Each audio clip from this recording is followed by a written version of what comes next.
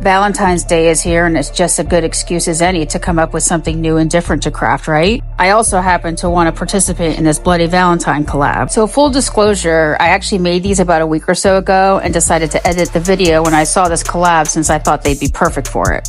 When I came up with the idea for these, I actually started with the idea of bleeding hearts. Here's a fun fact. There's a really pretty flowering shrub that grows really well in Maine. I'm sure it has a fancy Latin name, but it's commonly known as a bleeding heart plant. Anyway, I thought it would be kind of cool to make a jewelry version of a bleeding heart. I like to use a paintbrush for stuff like this where I don't want to just glob it on. Yeah, there's that technical term of glob again. I have a bit of shape or design in mind for these where I want them to sort of look like blood is pooled at the bottom. So with a paintbrush, I can actually control where I put the resin. Plus, I'm painting really thin layers here so the UV rays can penetrate and cure the resin since it's pretty much opaque. I'm also making sure to fully cure each layer before adding the next one. I did mess up here a little bit and go out of where I actually wanted the resin to go, so I was able to clean it up real easily with a silicone sculpting tool.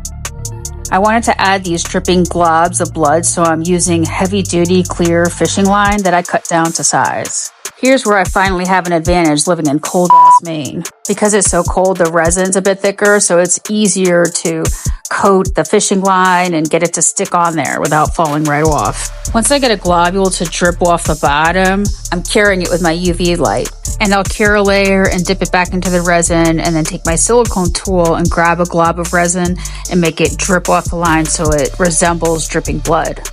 So since seeing the words Bloody Valentine for this collab, my broken brain must have interpreted it as my funny Valentine because I've had that song going through my head over and over again all morning.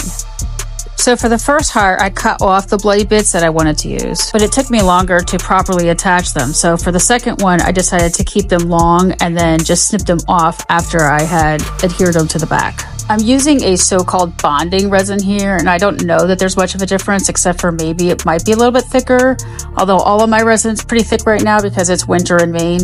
I cured a couple of layers to really secure that dripping blood and just snipped off the excess with wire cutters.